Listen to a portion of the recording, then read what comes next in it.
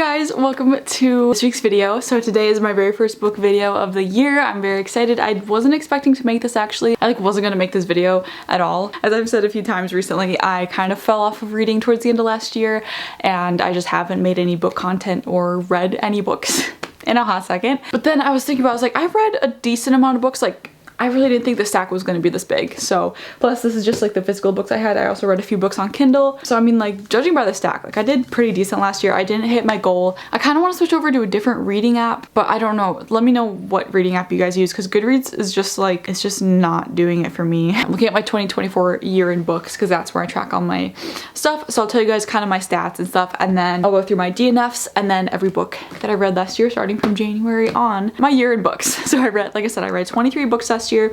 Last spring semester I took an English class where we were reading fantasy books, so there's like a decent amount of those in here as well. There's like few of them, I don't know, that we'll talk about when I get to them. But I read 9,870 pages, like I said, 23 books. My shortest book was My December Darling by Lauren Asher, which was 252 pages, and my longest book was A Court of Silver Flames, this one, which was 751 pages, not books. My average book length was 429. My most shelved, so like the most like popular book that I read on Goodreads was The Silent Patient, which I totally forgot that I read this past year. I was like going through these books and I was like, I forgot that was like just this past year that I read these. And then my least shelved was also My December Darling. My average rating for 2024 was 3.7, which is pretty good, but Goodreads doesn't do half stars, but whenever I do like a half or a quarter star, that's like when I'll write in the review part like 4.25, 4.75. Let's get into what I read this year, I guess. Let's start at the beginning of the year. Oh, I'm gonna start with my DNFs actually, which I really don't DNF too many books. I only have 2 for this year. I just like, there's just books like I'm not into the story, not into the couple, not into the characters, not into like anything that's going on. Like I'm like, okay, I'm not gonna waste my time on this book. That happened to be Girl Abroad, which I was really sad about. I was so excited about this book. And this was my first Elle Kennedy book, which is also unfortunate because I've heard like great things about her, but I just couldn't get into this book. She has a few different series though. I actually have the full series by her. I forget what it's called, but it's like The Deal, you know, all those like OG book talk, booktube books that I haven't read yet, but I've heard great things about. So I will still be like giving her a chance on those, considering I have the whole series like owned. But I don't even know how far, like not even halfway into this, and I just couldn't do it. I started reading it before my trip abroad. It's about a girl who studies abroad in London, and it just like, it was getting really annoying and like repetitive, and like nothing was happening for the longest time. And it didn't seem like anything was gonna happen for the longest time. And a lot of the reviews that I read like agreed, like nothing happens. She's kind of annoying.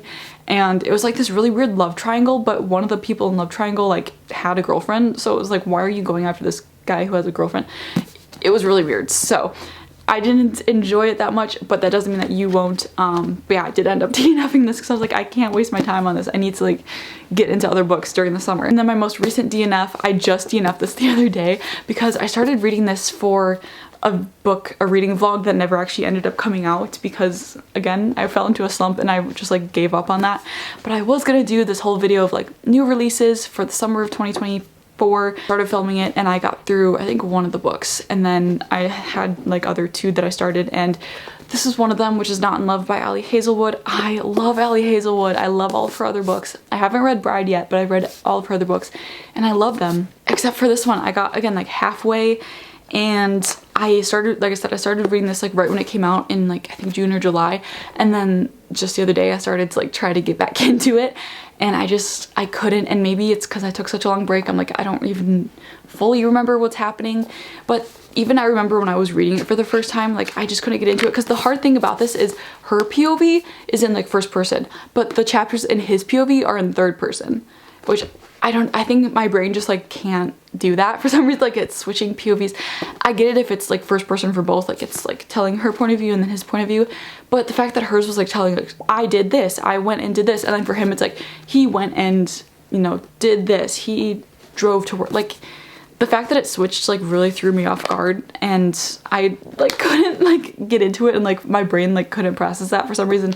Maybe that's a me issue. So now let's get into the stack of books that I did fully read and finish and mostly enjoyed. Okay, so the first book that I finished last January was The Fine Print by Lauren Asher. This was my first Lauren Asher book, part of the Dreamland Billionaire series, her like biggest, I guess like the series that she's most well known for, I believe. I rated this 4.5 stars. I really enjoyed it. I haven't continued the series yet, but I did start it.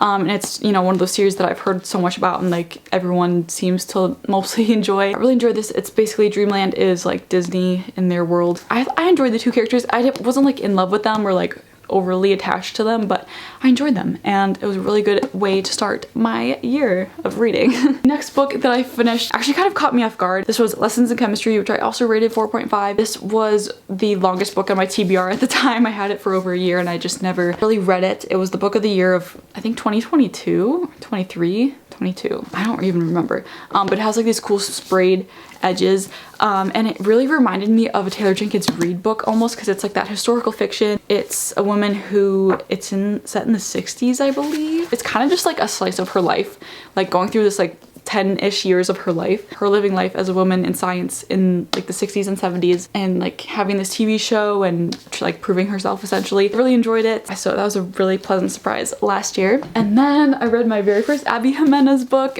She quickly became one of my favorite authors of last year, like one of my new favorite authors. Again, yours truly. I rated this. This was my first 5-star read of the year. I also loved it so much that I went out and bought tabs like right at the beginning, and I tabbed and like underlined my annotations, including me saying "me for real." So, you know, nothing groundbreaking. I've said this a million times, but this is the most accurate like anxiety representation I've ever read in a book, and I just really enjoyed the couple. I loved them. They're both doctors. Yeah, they're both doctors. He struggles with like anxiety, social anxiety and all that stuff, and she helps him through it. And just this world and everything that Abby Jimenez has created is so beautiful. There's one other book in this like series that I need to read, and then there's another one coming out in a few months that I'm very excited, set in the same world, I believe. So love her books. And then we have this is really random, Prince Caspian, The Chronicles of Narnia. This was for my fantasy English class. This is, you know, more of a little kids Narnia book, but I've never read the Narnia books, so I was kind of enjoying it. I was like, okay, like I've never read this. I've seen like one of the movies once, like a long time ago when it first came out in theaters. But yeah, I enjoyed like being introduced into the world and like actually knowing like what the world is about. I rated it 2 stars on Goodreads, which yeah, like I said, if I read it when I was like younger, I feel like I would have enjoyed it way more. And then if you guys saw my Valentine's Day video last year of me trying to finish a book in a day, I read Check and Mate by Allie Hazelwood, and I did enjoy this one. This is her very first YA book. I rated this 3 stars, 3.75 stars. Also go check out that video if you want to know if I finished it in a day. I said this in that video too, I love her and I love her writing. I just don't know if it's right for a YA book. I like the characters and stuff. I just felt like the chemistry was a little off and like the romance kind of came out of nowhere at first. I don't know. 2024 was the year that I finally finished ACOTAR with A Court of Silver Flames. As I said, this is what, 750 some pages, longest book I've ever read. I enjoyed it. I've found myself over these past few months kind of like missing this world and wishing that there was another book. I know there are more coming, but I was just like, when I finished this at first I was like so relieved. I was like, finally I'm like done with this long book series, at least for now. But now I'm kind of like, I kind of want to like get back into that world and like into that fantasy. So I really want to read the Throne of Glass series. Really enjoyed this. I rated it 4 stars. Wasn't my favorite of the series, but I did enjoy the Cassian and Nesta's story and like learning more about Nesta and like knowing why she is the way she is, because I feel like you go through the whole series kind of not really liking her, but just read this book and you'll get it. You'll get it. This next book was also for school and I rated it 1 star. And when I say I read it, I'm gonna be honest, I was excited to like go into this because I was like, I know Lord of the Rings is like a highly loved, you know, book series and movie series, but I kind of like didn't take into account that it's like an old fantasy book, so it's written in a way that I just couldn't like immerse myself into the story and like really get into it. I read probably about half of it, and the second half I skimmed / I think I audiobooked it if I remember correctly. I see why people love it so much, but it just wasn't necessarily for me. Then I finally got back into the Chestnut Spring series. I read Heartless by Elsie Silver. I rated this 4.5 stars. Really enjoyed this. At first I was kind of wary because it's Willa and Cade and there's a little bit of an age gap, and I don't necessarily love that trope, but I feel like everyone says that. They're like, I don't love age gap, but like this one's good. I love this series and this world in general. I've really want to finish the series.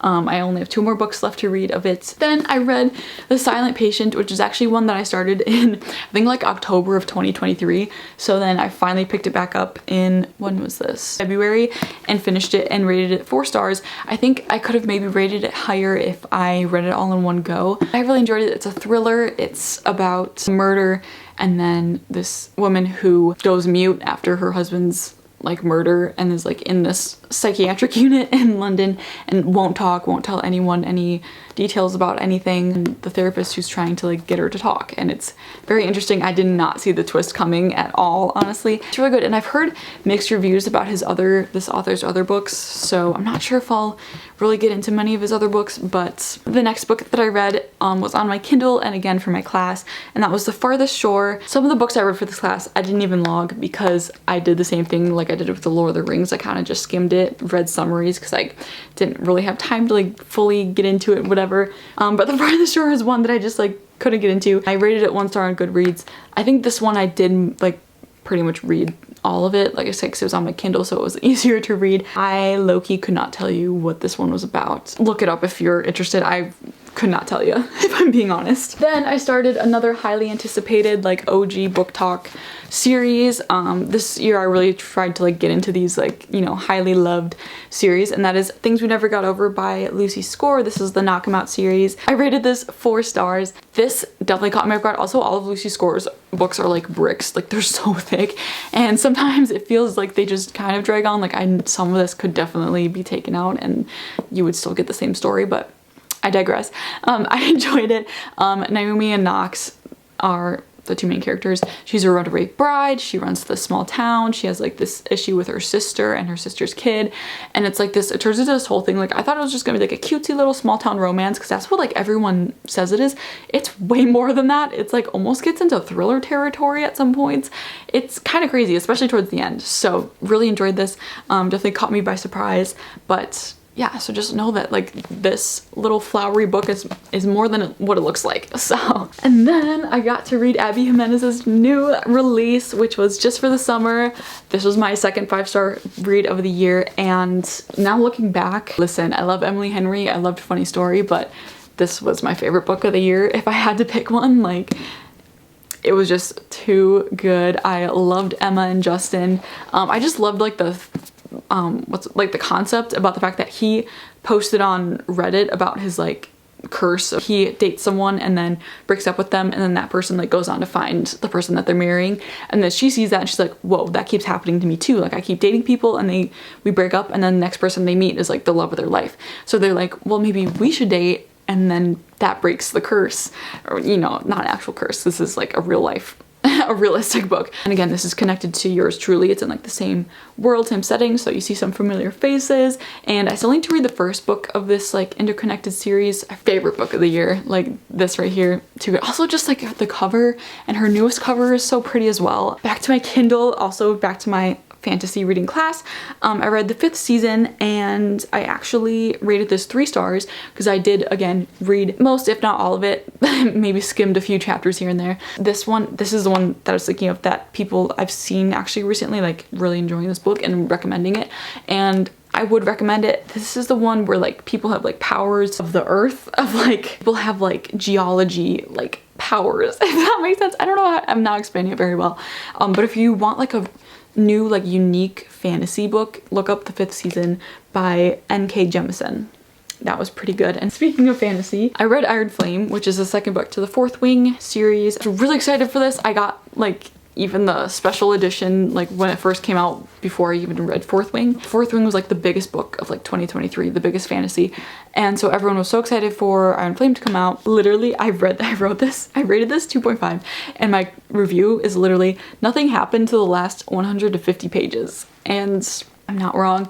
It picks up, I'm pretty sure it picks up like right where the first one ends, which I enjoy when a fantasy book does that and doesn't just like skip. It's like 3 months later, like no, just pick up right where it left off. So I appreciated that. Nothing happened. Like it just kind of like, I feel like life went back to normal. And after like the first 50 pages, I just had to audiobook it. I literally listened to the audiobook on like 2 times speed because I wanted to know what happened and I wanted to read this book, but I couldn't get myself to sit down and read this big chunky book. I'm so sorry. I feel like this is a popular opinion though. Like this one just was not as good. And I really don't think I'll be picking up the third one. This one, like I said, everything happened in like the last 100 pages, 50 pages.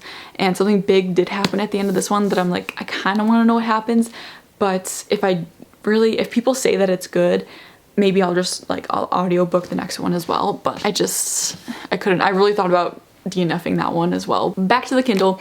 I really want to get this one in a physical copy, but I literally have not. It like is not sold in stores anywhere, so I just need to one of these days just order it. But that is No Exit by Taylor Adams. I read this one so fast. Literally 3 days. I love Taylor Adams. If you guys know, I read Last Word at the end of 2023, and that was like my favorite thriller read, and this one was so good as well. There's also a Hulu movie made after it, and that was pretty good as well. So good. It's about this girl who's going home from college, but she gets stuck in this snowstorm, and so she's like snowed into this rest stop, and there's a few other people in the rest stop, and she goes back out to her car to like grab something, and she sees in the van at this rest stop that there's a kid in this van, and so she's like, okay, what, like whose van is this? She doesn't know which one of them it is, and like she's like, I gotta get this kid out, but we're all snowed in like together, so she can't just be like, hey, whose kid is in this like car, like who kidnapped someone. She has to be very strategic about it. It's so good. You just like don't know what's gonna happen next. Next read is my favorite author to ever exist, Emily Henry.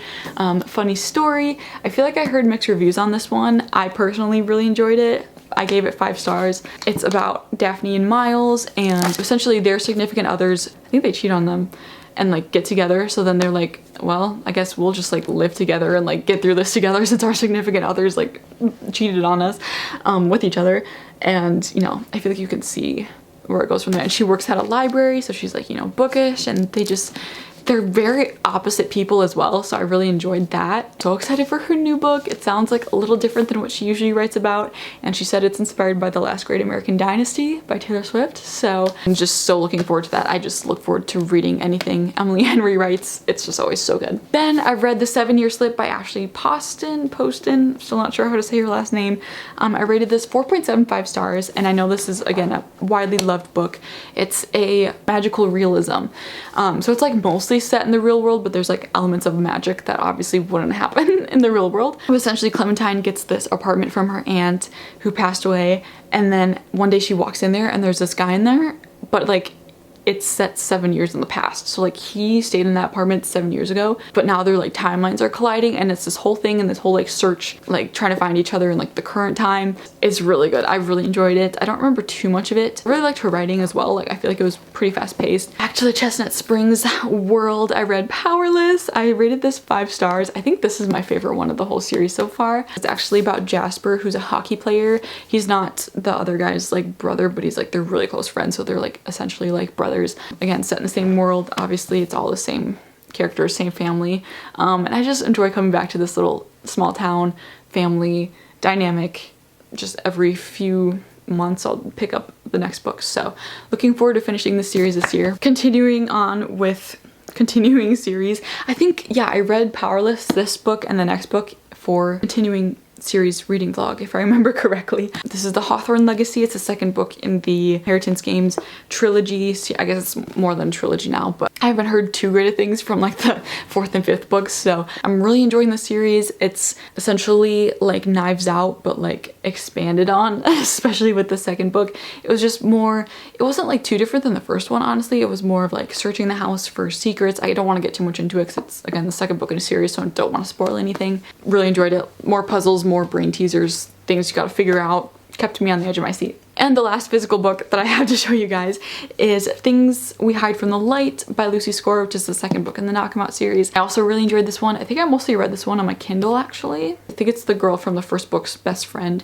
who ends up staying in town like after the events of the first book. Oh yeah, she has like a secret reason for being there. I'm not gonna give it away. And then she becomes, you know, closer with the police chief, so you can see why her secrets get a little like, you know, maybe she shouldn't be keeping these secrets from a police chief. But I really enjoyed it, and I rated it 4 stars, and I don't think I said I rated the Hawthorne Legacy 4.75 stars. So, and then I read The Housemate is Watching on my Kindle by Frida McFadden, and I rated that 4.5 stars. I enjoyed it. I feel like not too many people really enjoyed this third book in the Housemate series.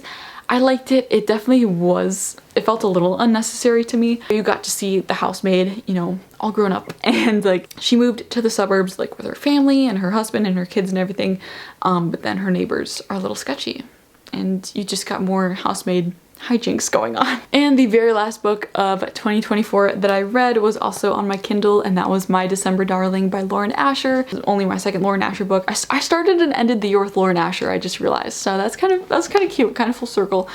This was just her little Christmas novella, and actually was like led to like after New Year's and everything too, so I finished it on the 28th of December, so it was kind of like, you know, perfect timing for me to finish the end of the book. But it was cute. It wasn't like overly Christmassy, but it was like a little festive read to get me in the mood for Christmas, and then like continuing it after Christmas as well. Again, I'd recommend it to anyone looking for a cute little festive read. She finished my first book of the year the other day, and that was Daydream by Hannah Grace, but we'll keep that in next year's wrap up because I technically finished it this year.